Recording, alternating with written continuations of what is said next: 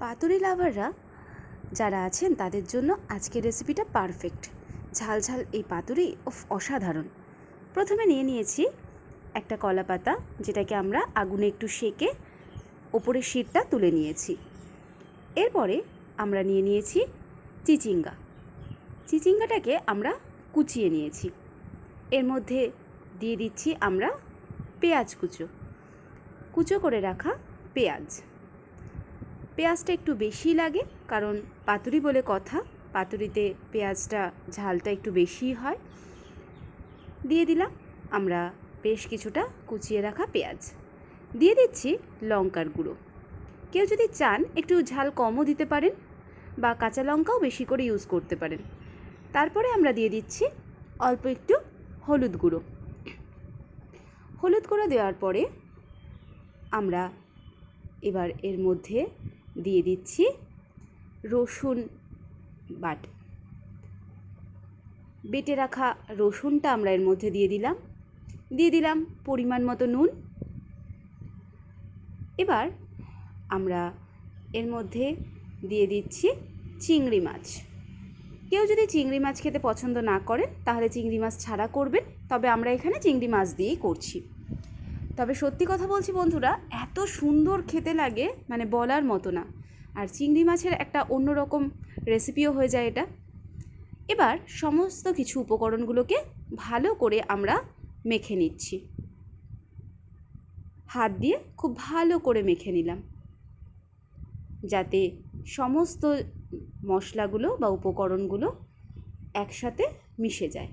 এর মধ্যে আমরা দিয়ে দিলাম খানিকটা সর্ষের তেল। এবার আমরা যে পাতাটা সেঁকে রেখেছিলাম তার মধ্যে সর্ষের তেল লাগিয়ে দিচ্ছি। ভালো করে আমরা এদিক ওদিক করে একটু সর্ষের তেল লাগিয়ে দিলাম। এবার আমরা মেখে রাখা উপকরণগুলোকে পাতার মধ্যে দিয়ে দেব। খুব সহজেই হয়ে যায় বন্ধুরা, শুধু পাতাটা একটু মোড়ানো ঝামেলা। তো যদি সেটা আপনারা দেখেন ভিডিওতে লক্ষ্য করে ভালো করে, তাহলে সেটাও কোনো ব্যাপার না। দিয়ে দিচ্ছি মেখে রাখা সমস্ত উপকরণগুলো। ভালো করে সুন্দর করে এক জায়গায় গুছিয়ে দিতে হবে, যেন উপকরণগুলো ছড়িয়ে ছিটিয়ে না থাকে। ভালো করে আমরা উপকরণগুলো দিয়ে দিচ্ছি। গরম ভাতে এরকম একটা ঝাল ঝাল রেসিপি হলে আর কি চাই। আর সামনেই আসছে বর্ষার দিনে তো এরকম একটা গরম ভাতের সাথে রেসিপি থাকলে আমার মনে হয় দুপুরের খাওয়াটা একদম পারফেক্ট। তো আমরা সমস্ত কিছু দিয়ে এবার আমরা কলা পাতাটাকে আস্তে আস্তে পেছন দিক থেকে মোড়ানোর পরে দুবার মুড়িয়ে নেওয়ার পরে দুই পাশের পাতাগুলোকে ভাঁজ করে আমরা নিয়ে আসলাম। আবারও আমরা আরও দুটো ফোল্ড দিয়ে নিলাম। আমরা এখানে পাতাটা একটু বড়ই নিয়েছি, কারণ আমাদের উপকরণগুলো একটু বেশি, তাই জন্য বড় পাতা না নিলে এটা ভালো করে মোড়ানো যাবে না। তো আস্তে আস্তে আপনারা দেখুন বন্ধুরা আমরা কিভাবে এটাকে মুড়িয়ে নিচ্ছি।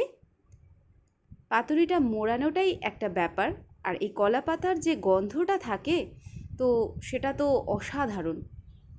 এবার আমরা কলা পাতার যে পেছনের শিরটা তুলে নিয়েছিলাম সেই শিরটা দিয়ে আমরা এটা বেঁধে দিচ্ছি। আপনারা চাইলে এখানে এটা ভালো করে সুতো দিয়েও বেঁধে দিতে পারেন।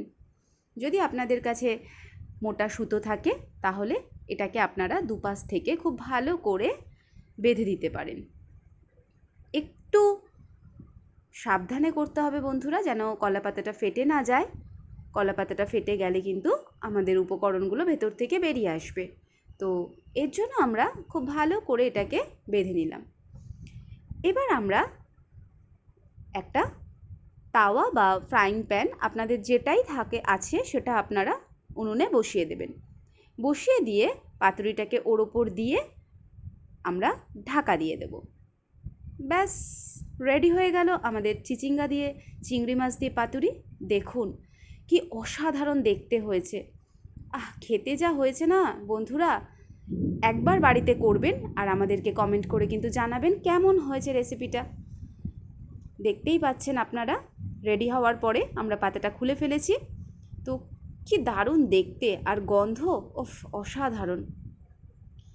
সবাই কিন্তু রেসিপিটা ট্রাই করবেন আর কেমন লাগলো আমাদেরকে জানাবেন।